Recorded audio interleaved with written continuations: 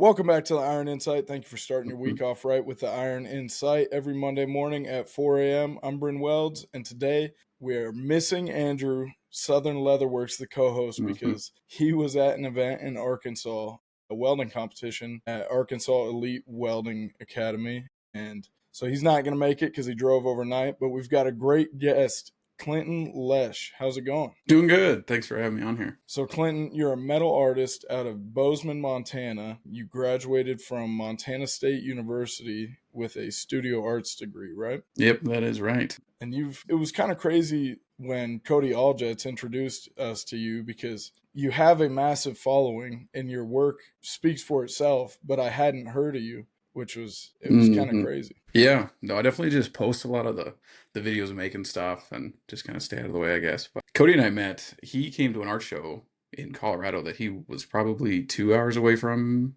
He just like came up to me, started talking, and he's like, "You need to go to Fabtech," and that's kind of how it all started. He let me stay at his Airbnb, and yeah, showed me around and introduced me to everybody. Yeah, it was a good time going to Fabtech. So what did you when you started going into school at Montana State in that actually that wasn't your first degree choice, was it? No, I grew up on a ranch in eastern Montana, so I was going to do egg business. Just learn about, agricultural business processes. A lot of people do economics and banking afterwards, but after about 3 years, I decided I don't want to do that. Switched to art, always been artistic, and never been a better time to get risky when you're like 20 years old, because if it doesn't work out, you're 22 and you can do something else. Worked out really well though. Switched to art, did that for 3 years, and then found a sculpting mentor in town. He's done a bunch of big metal sculptures, so worked for him for about a year, and then now I work out of his shop, pay him rent. He's still my mentor, but I do all my own projects. That's Jim Dolan, right? Yep, Jim. He's been around for, I guess he's 77 now, but he's done some big pieces, mainly in America, but he's got like a 30-foot eagle in Japan, and he's just done all sorts of different stuff and really fast forwarded my art career just by telling me what not to do and, just from the experiences he's had. So that's been really, really nice. The eagle in Japan. I saw that it was your first large scale sculpture. Was that an eagle or a hawk? I can't remember. Yeah, it was a eagle fighting a rattlesnake. And that was my first big project when I was right out of college, and all the art theory stuff was fresh in my mind, and I wanted to have some sort of like action scene between an eagle and something. But Jim does really, really cool eagles, and I was like, well, I want the eagle to be off the ground but not hanging from the ceiling. So how do you do that? I was thinking about, I've seen eagles eating snakes on like a fence post that are dead. I'm like, why do they have to be dead if they're fighting? It could be like taken off and get it up off the ground. If it's like wrapped around a fence post, but it doesn't have to be a fence post because it could be 100 years ago, or it could be today, or 1,000 years ago if it's a sagebrush. Kind of, insight on my thought process on that one, but that was a good one. That was a fun one. Different materials. Definitely a good starting project because it was about 9 feet tall. So you have to plan for transportation, getting it in and out of buildings, and just how does it not tip over, and how does it look good, and where does it fit? And it was kind of a perfect beginning project for a big piece, at least. Because I've done a whole bunch of small things too, but that was my first tall piece. Yeah, that's kind of the thing for me is like I see the art and I'm like, man, that's kick ass. But like I don't think about the stuff that you just listed, like how that was 9 foot tall. But for example, with your woolly mammoth, it Mm-hmm. looks like it's seamless. Like it doesn't come apart. Like you ship it as Mm-hmm. is, but how many pieces does that break down into? That one is the bottom half, the top half, and then the two tusks. And actually, I was at Burning Man the year before, and I like watching people assemble their art and take it apart afterwards. And there was this like 50-foot tall, sexy Statue of Liberty lady, and I watched them take it apart, and basically it just slid on top of the other piece, and it had like this perfect seam. And there was these basically like a slot system on the inside of it, so you didn't have to go inside. It was like these big rods that went probably 3-4 feet inside of it. And I was like, well, you could do that with theirs. It was like a seamless sheet metal. And I was like, well, if it's hair, like it would be even more seamless because you would like be able to hide it. So that was kind of the inspiration for that. And it kind of became a pain because that seam where I put it was at like 8 foot tall, so it could fit on the trailer and just go down the road and not have to worry about anything. But it was right on the seam of the tail and right through like where the eyeball would be. So I had to like change that a little bit, which helps hide it better than just like a completely horizontal line, I would say. But yeah, I just worked up with the hair all the way up to that line and then jumped all the hairs up above that line. And yeah, I missed one or two when I pulled it apart.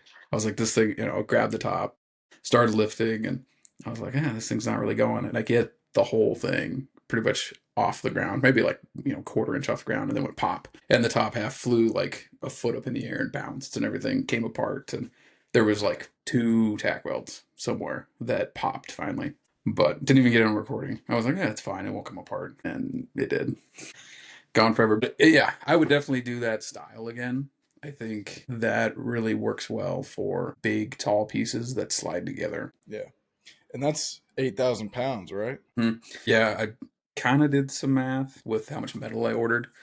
And I was like, it probably weighs like 6,000 pounds. And our forklift is supposed to pick up 5. So I was like, it picks it up, but you can't drive anywhere with it. So I thought it was kind of that. And then on the way back for Burning Man, I drove it across the scale and then actually got a good reading on it. It was like 8,200 or something. Man. So I was like, well, we got it there and back, so not a big deal. Yeah, that's crazy. I think I read that there was 5,000 like of those little sheets of hair on the Mammoth. Yeah. There's I've got this employee, and he cut out all the hair for me. Actually, he had 34 foot by 8 foot stainless steel sheets cut out on a plasma table, and he had the exact number, but it was like 5,742 or something. But I have him cut them out, and then he grinds them, cleans them up, and cuts them in individual pieces. And then I bend them and patina them, which is with heat, and then I weld them on. So it really sped things up. I used to do it all myself, and we probably cut down at least 40% of the time it takes to build something like that. Yeah.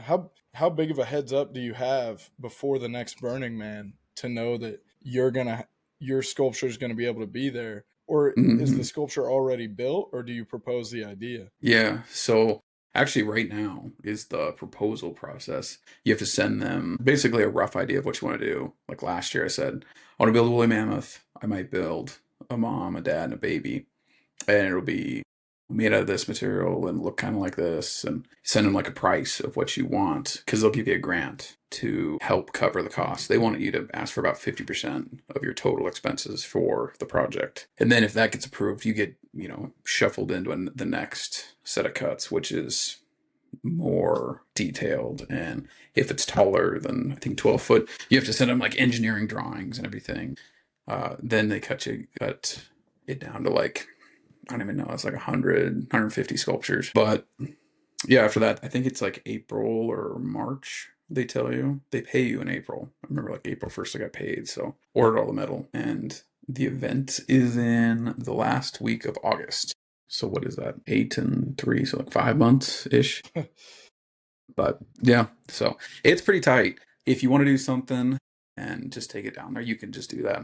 And I could start building whatever right now. But if you want a grant to help pay for everything, then you got to go through this whole process. And there's different things you got to do. Like, I mean, you have to be there for the event and show up early. And you have to go to these basically once a month meetings on updating people. And you get a liaison who's in charge of you, essentially. Just make sure you keep doing what you're doing because they have 150 sculptures that they're paying for to go, and some of them just don't show up.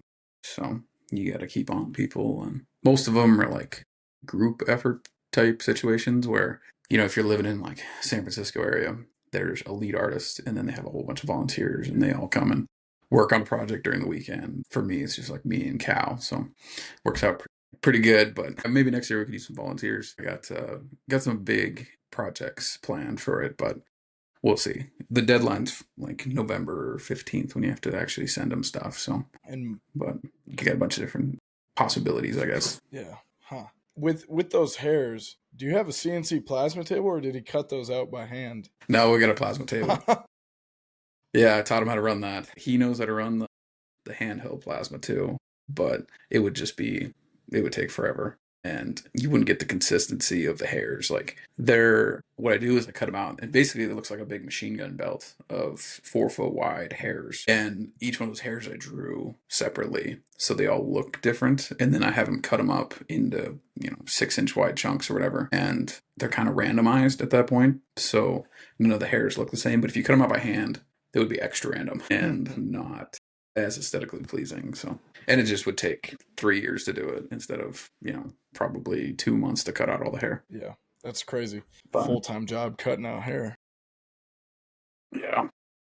So your first Burning Man, at least first one with a piece there, was that the jackalope? Yep. So that was the jackal. I think that was the biggest piece I'd made so far. I did a big cowboy boot that was like 25 feet tall, but it was a big, blocky cowboy boot. It wasn't super detailed, but this was the first big animal that I'd done.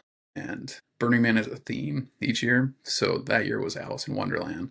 And I was like, well, I could do some sort of character from there, but I like the White Rabbit. And since it's Nevada, I was like, well, I'll do the jackalope. That's more interesting. And put a saddle on it so people could take pictures on it. And that's a good way to get your artwork out there too, is make it interactive. And that's what they really like there too. Most of them, there's some sort of interactivity with the sculpture. Like you can crawl on it. Like all of them have to be climbable essentially. But if you have like a slide built into it, or like swings, or there was really cool one the last couple years. It was like a butterfly, and it was powered, like the wings would flap, and it was powered by people on a porch swing. So they'd swing back and forth, and this like 40-foot wide butterfly would flap. And there's been quite a few like that. Most of them you can like go inside of or crawl on. Yeah, they like the kind of a playground vibe with all the sculptures. I don't know if this is true. I don't remember where I heard this, but was there a wedding in front of the mammoth? Mm-hmm. Yeah, that was a wild one. We've got a generator that we have to go check and to run all the lights at night.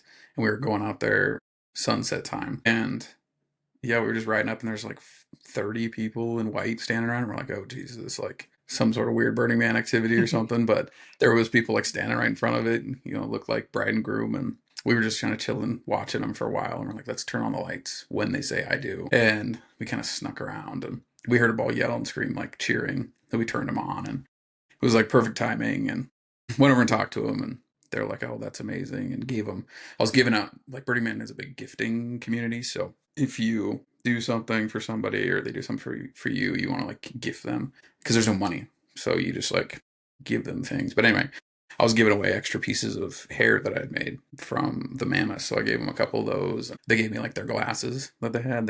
They had like curtains on them. They were like gold chains. It was just fun. It was fun to see that, and they were excited. It was their favorite sculpture that year, so they got married in front of it. That's pretty sick. So you would have known nothing about it if you didn't run up on them at that time. Yeah, right. And there's always something crazy going on.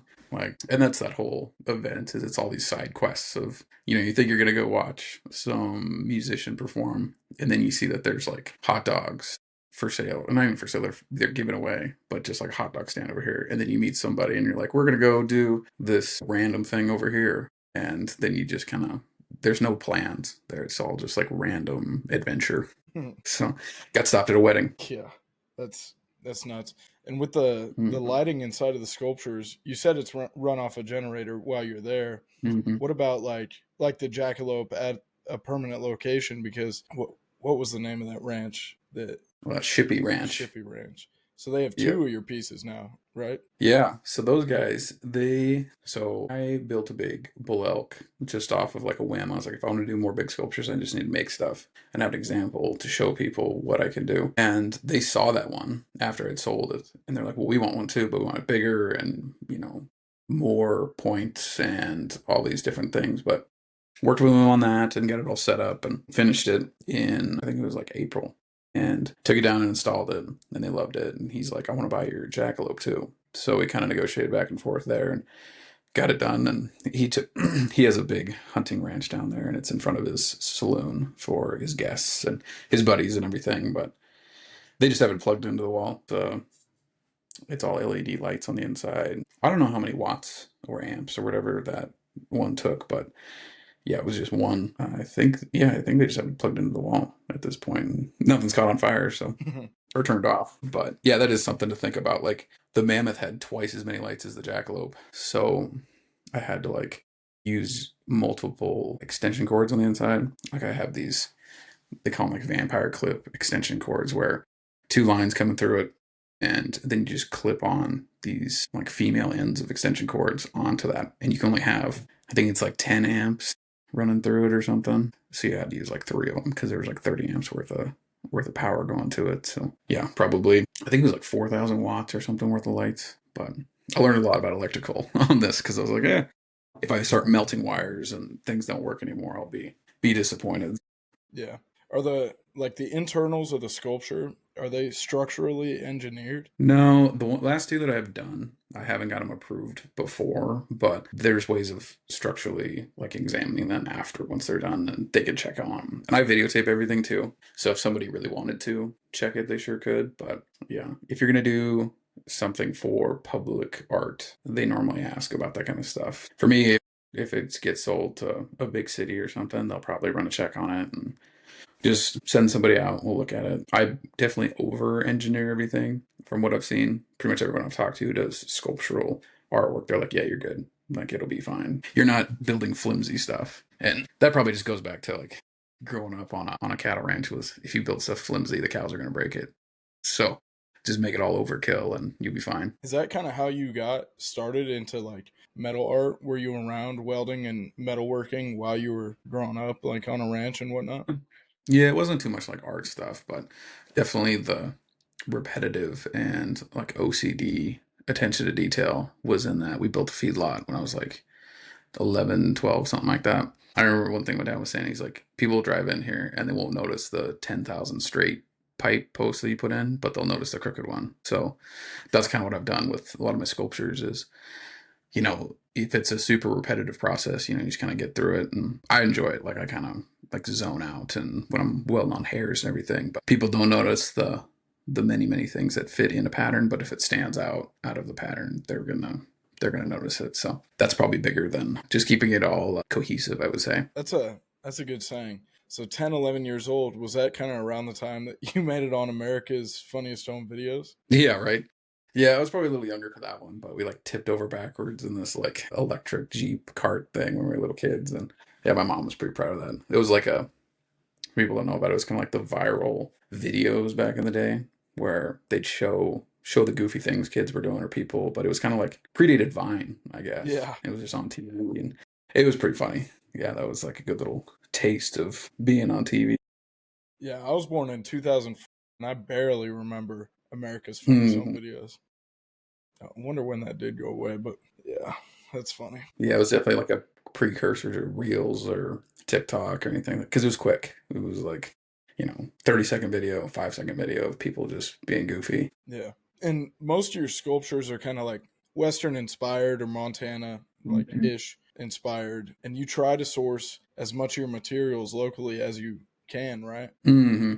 Yeah, most of our stuff comes from like Bozeman or Billings, Montana, which is a couple hours away, but it's just kind of shopping around on price and looking at stuff because, if one store's 20% more and you're buying $30,000 worth of stainless, it's like probably worth shopping. Yeah, try to get pretty much everything from Bozeman, Billings, Montana in general. But yeah, get all this stuff pretty much locally. And if I'm ever doing any like bases that are different, I've went to like local rock shops and they're awesome. They love to help with that kind of stuff because it's not doing a walkway or a siding the house. Like I need this boulder or this kind of thing, and it's kind of a fun out of the box thing for them. Yeah. Even down to uh, glass blown eyes is what I read. Oh yeah, yeah.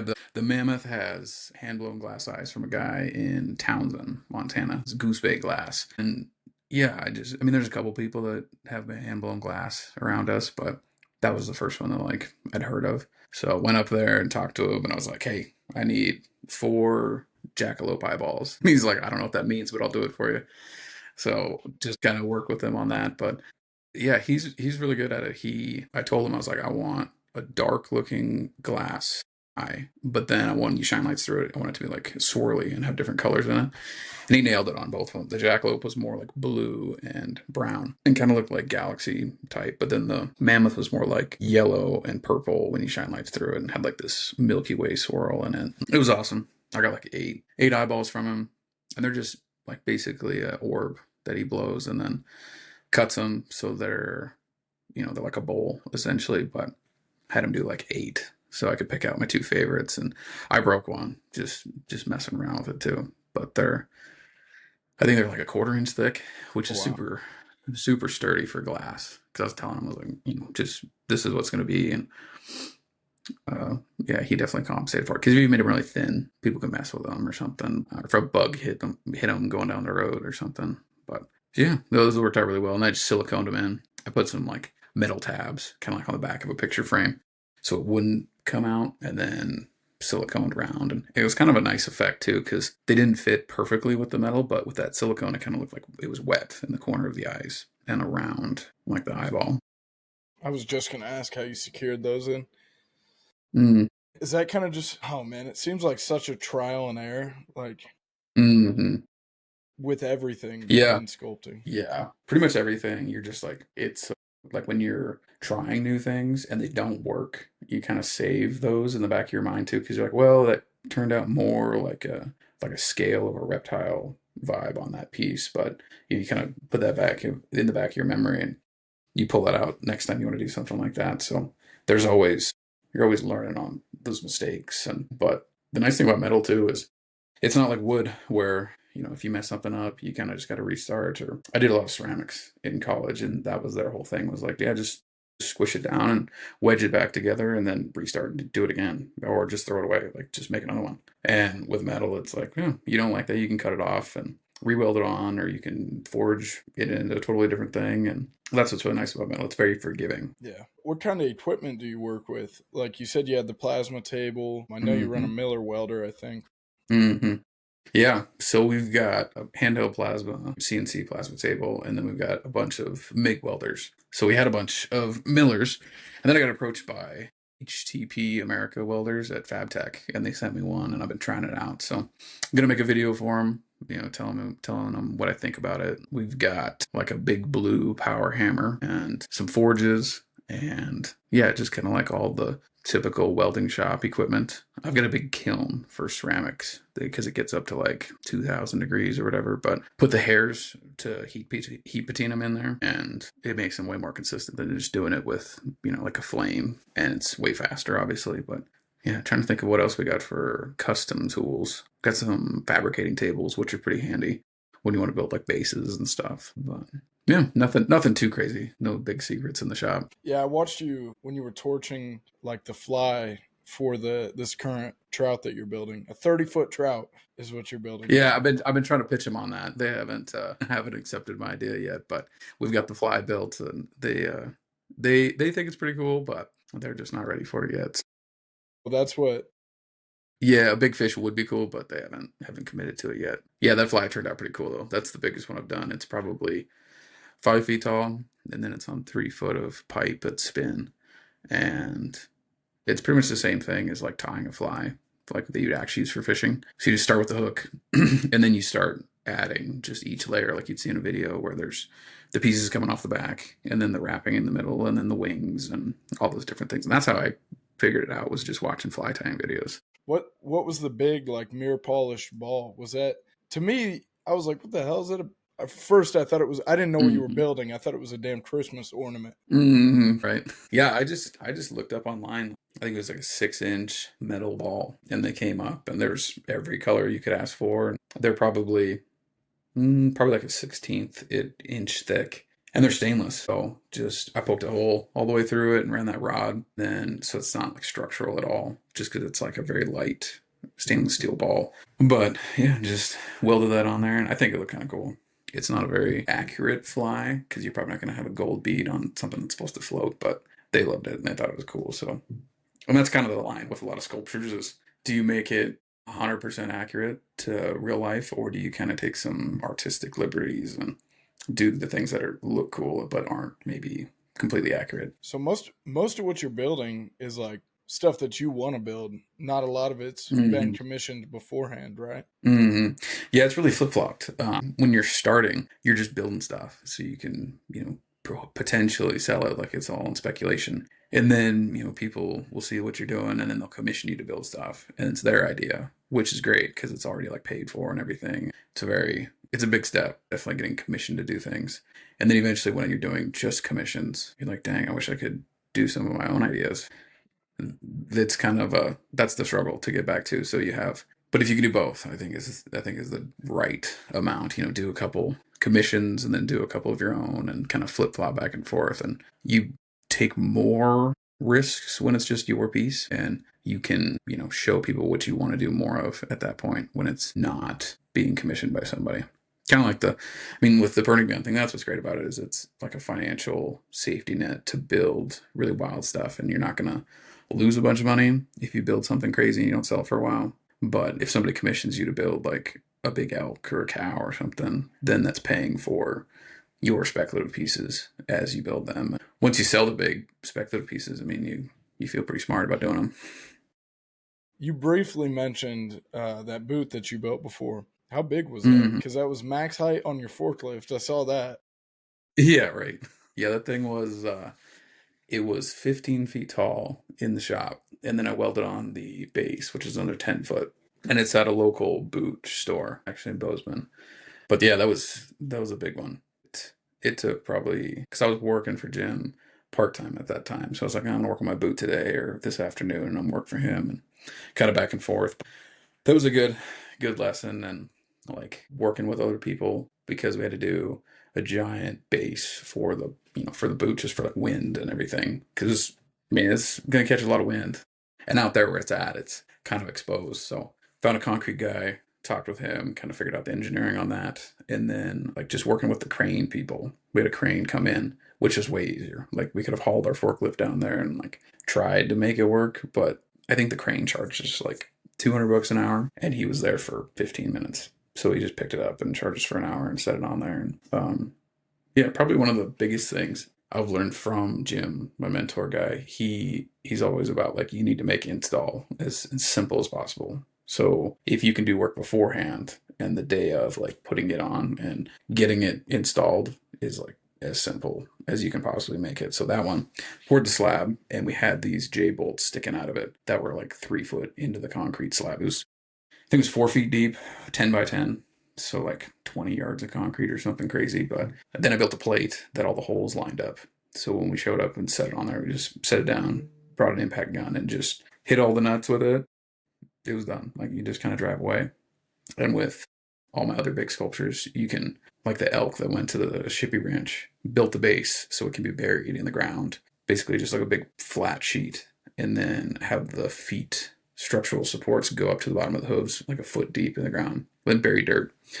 And that's it. There's not like we have to do some crazy install thing that is going to take 3 days to do. Yeah. What was the deal with that on the Shippey Ranch install with the helicopter? Like, are these Yeah, ranches are they so big that a helicopter is like not an absurd idea to get around on the ranches? right. Yeah, that guy likes to have fun. The ranch is probably like, I don't even know, like an hour from the closest airport. So he bought Trump's old helicopter, and he shuttles people from the airport to his ranch. And I'm sure they like rip around at the ranch and look at stuff. But he's a cool dude. He just like buys fun stuff, and that's what made it perfect for working with him. Like buying a jackalope sculpture, you're not gonna have like some boring person buy a big Yeah, sculpture like that. that's crazy. Yeah, Because somebody it was commented, pretty cool seeing it come in. yeah, somebody commented, "What the hell's the deal with the helicopter?" And you never responded to the comment on Mm-hmm. that video. Yeah. Yeah, I need to. Yeah, I go back and forth on like the commenting on the videos because I used to read them all and like respond to a bunch of them. And it's good. It's definitely good to like respond to your fans and everything, but it just kind of gets to be kind of a chore if you get a ton of comments, and if there's like negative ones, you don't want to fill your mind up with that kind of stuff. So Yeah, tell me a little bit about the Bozeman Highland games. yeah. Yeah, when I was living with Austin, the podcast guy, and my buddy Tori, we were all going to the same gym, and it was like a power lifter type gym, and they were both really into it. But the guy who was the biggest dude there was like, come do the Highland Games with me. We didn't really know what they were, but went the first year, and it's all like these, I think it's Scottish Highland Games, but you throw rocks and you throw hay bales over basically like a high jump bar, and you flip telephone poles and all this stuff. And it's basically like a big track and field event, but it's just throwing things. And it was a good time. And you can travel and compete. And I think there was like 5 or 6 of them in our like decent get to area around here. But yeah, it was fun. Yeah, it's a good way to exercise, and it's normally just a bunch of meatheads out there, and we all get along pretty good. So, but yeah, Yeah. definitely. I threw track in high school, so it was kind of relatable. They throw like a cannonball on a stick, and you kind of throw it like a discus or a hammer throw. It's called a hammer, but like in college for hammer throws it's on a chain, but on the Highland Games it's on a stick, so it's kind of different. But I don't know, all the events are kind of fun. You played football, but I remember it was like 8 man. You played 8 man, Hmm. 11 man, and something else. I And thought 6 man. 6 man. Yeah. 6 man. So there's in Montana there's 6 man, 8 man, and 11 man. And just because you got like little tiny schools that don't have enough people for 11 man, but 6 man's wild. It's like watching a basketball game. There's all these different rules. It's like 15 yards for first down. The field is smaller. It's like 80 by 40, and like the first person to touch the ball can't run it. So you have to like hand off the ball, and then that becomes your quarterback. The scores are like 75 to 65 on most of the games, just because there's 6 people out there trying to tackle them. But that was fun. I played center, and the center can catch passes. Pretty much everyone can catch a pass, I think. But that was like 7th grade, so I'd run out there and do like a curl route, and they'd toss me the ball and fall down. Did 8 man, and that's more like 11 man football. Like there's less of the wacky rules, but played 11 man in high school. Played O line, and that was fun. Thought about playing college football, but yeah, decided to go to Bozeman and party more. Honestly, is what it was. Kind of worked out good. Speaking of partying in college, what can you tell me about the story with Gatorade, Everclear, and dodgeball? Yeah, yeah. Our one buddy, we had a pretty rowdy group of people in the dorms when I was a freshman, but this one guy, his name's Jay, and we were going to some like intramural dodgeball game thing. But it was like the fun thing we were doing that week was drinking Everclear and Gatorade, because I mean, you'd have one Gatorade mixed with some Everclear, and you were pretty toasted. Anyway, he chugged a bunch, and we went to this dodgeball game, and we were all like having a good time because we were like kind of drunk, and Jay's like blacked out drunk out there, and he ends up being like the last person, and he like catches a bunch of balls and get us all back in, and we ended up winning the game kind of thing. And we were talking to him the next day, and we're like, damn, Jay, like I didn't know you were so good at dodgeball. And he's like, we went to dodgeball.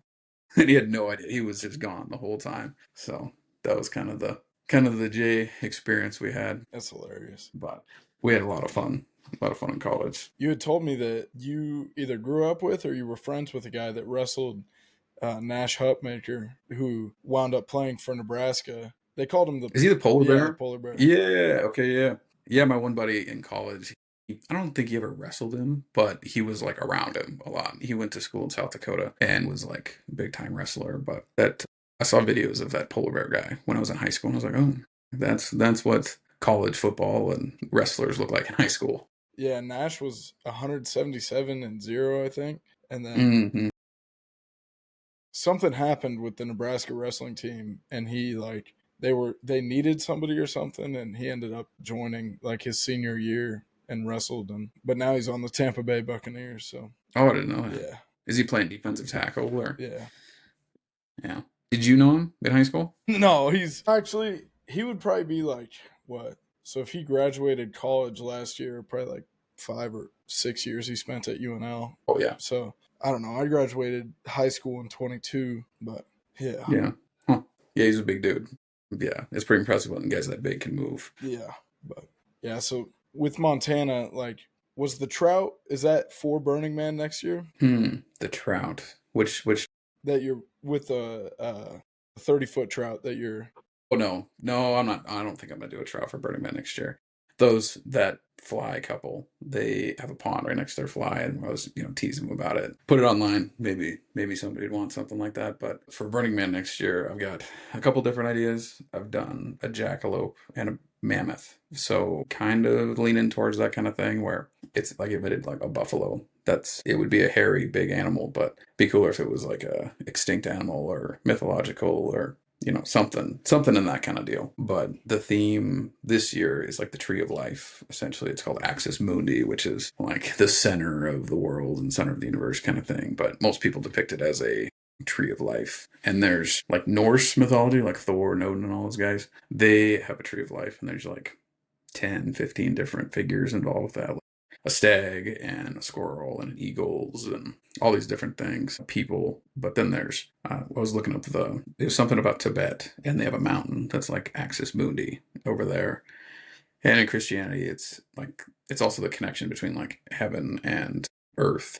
And their axis mundi, like the center of it, is Jesus. So looking into all those things, because I like to have the sculpture relate to the theme, but I'd say like probably half of the sculptures out there are related to the theme. But like last year, the mammoth was because it was like futuristic tech was the vibe they wanted to put out there.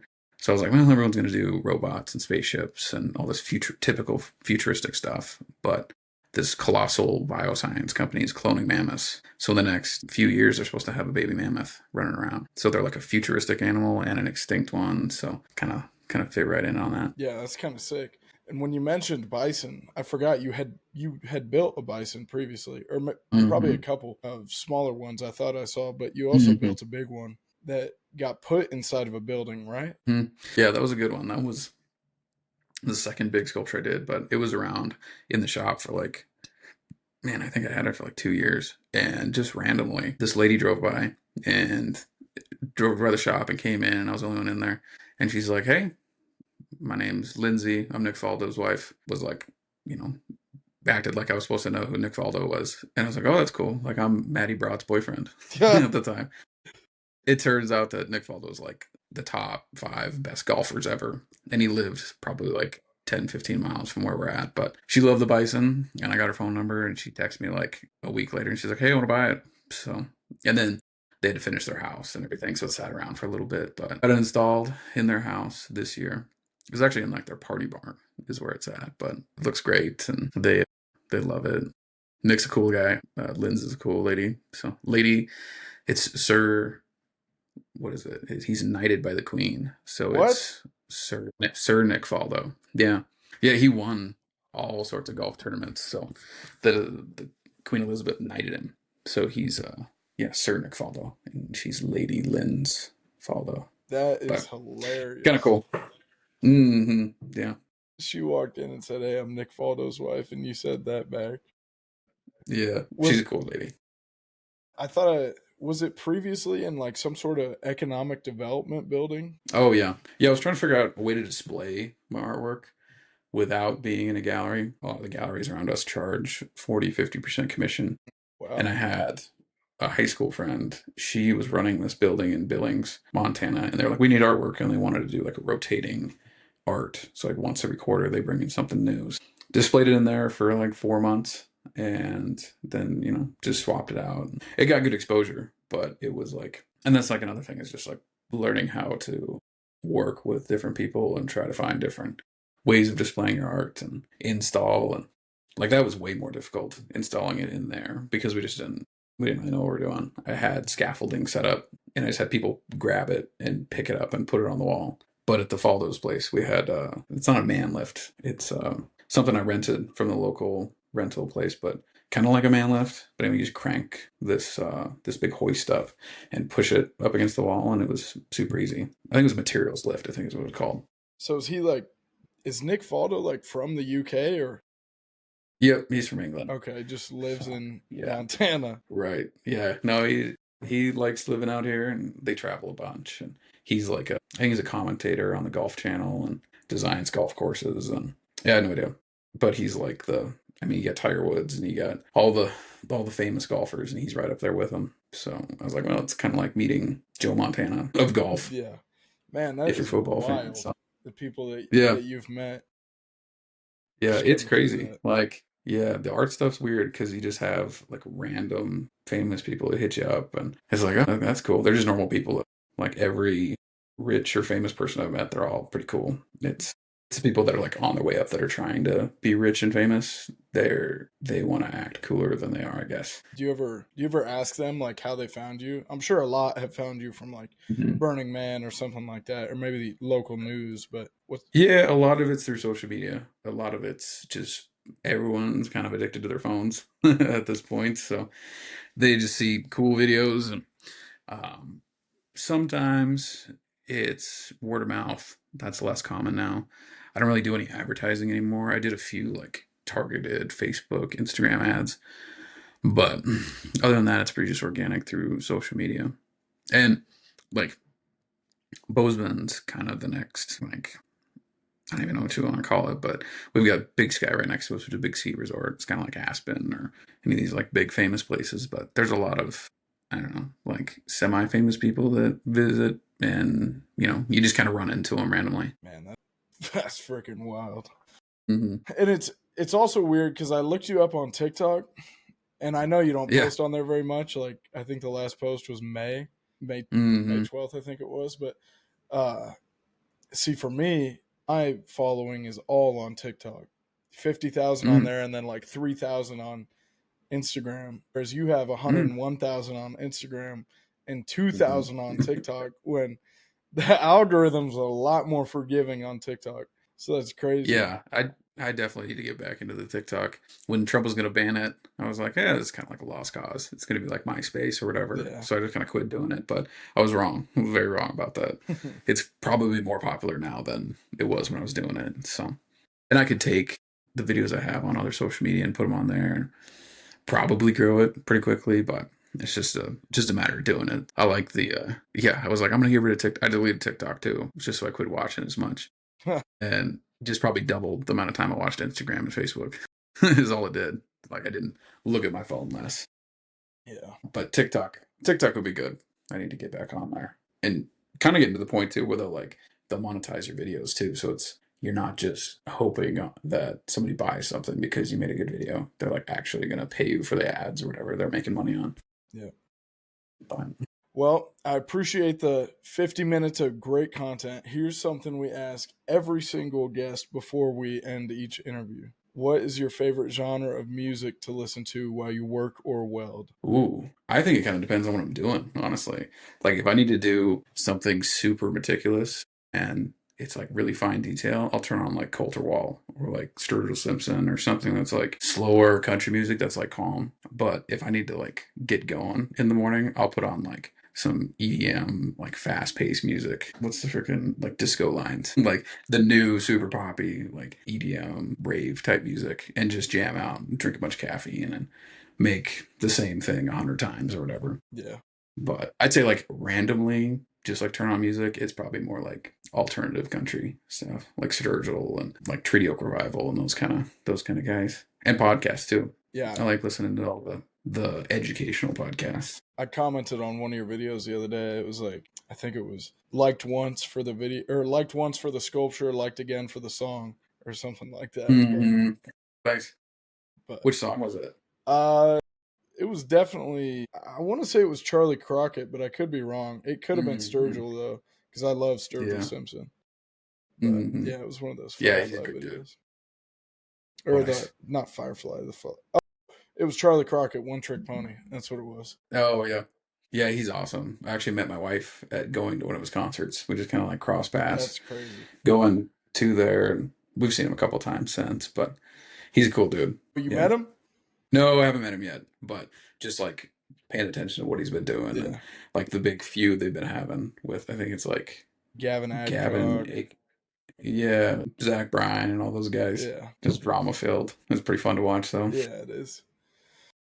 But But yeah, the videos they kind of correlate to the music. Like if it's I don't know, kind of probably whatever song I listened to most while I was making that sculpture, I try to like work it into a video in some way. yeah, we Yeah. appreciate your time. To all the listeners, please leave us a review. We'll have Clinton's website and social medias in the show notes on all platforms. And if you want to support the podcast, you can go to the Everlast Welders link and order a machine through there for the free Nova torch and foot pedal, free of additional charge, upgraded when ordered through there, or Edge welding cups. Thank you.